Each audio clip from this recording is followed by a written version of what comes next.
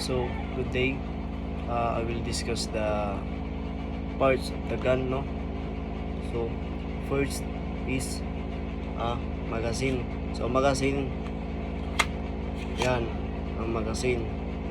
So dapat pag magkuha ka ng magazine is dapat naka magazine release para ini magazine release yan.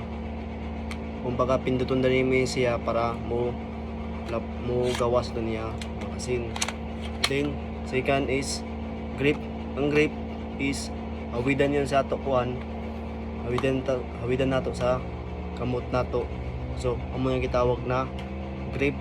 Ang grip panel is ini siya kanya grip panel. Then front stop is ini siya ito paglaong yan, front stop yan ngadi. Then back strap is ngadi siya dapit sa yan back strap. Then pag mula kita na muzzle is gawasanan ng projectile or bullet. Ini gawasanan yun siya ng projectile bullet. So next is front sight. So ang front sight ini yan, front sight and rear sight. So ang rear sight ini siya yan, rear sight. Then the next is anya barrel na yaon sa ilahom na gawasan ng projectile. Yan siya sa ilahom. Yan. Ano yan siya sa kuan.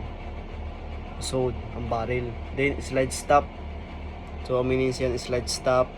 Yan. Slide stop. Then trigger ni importante sa trigger dapat yaka finger out ang imo finger kung if ready na ka kuan to fire, siyempre finger in. If di pa ka ready, yan nga ni pasensya. So amo yan iya trigger. So next is hammer. Ang hammer siya ang kumbaga siya ang magpatulak para mo gawas ng projectile. Kumbaga siya ang magpakuha siya ang kaya magpakuha sa firing pin para mo gawas itong projectile. Then safety lever. Yan, safety lever. Yan. Safety lever rin siya. Pag ikasar nimo, slide nimo, pwede siya. Yan. Pag kuan yaka safety lock yan yaka laong siya. Ibababa itong gaina. Pag ilaong safety lock kumbaga nimo, di siya mo kasar. Di siya mo slide kumbaga siya mo slide. So ato dumduman na lamang sa part of the gun dapat inatapuan yaka finger out da kayod kay basin maka-injury kita sa katao or maka patay kita. General rule yan siya. So amo dito sir, thank you.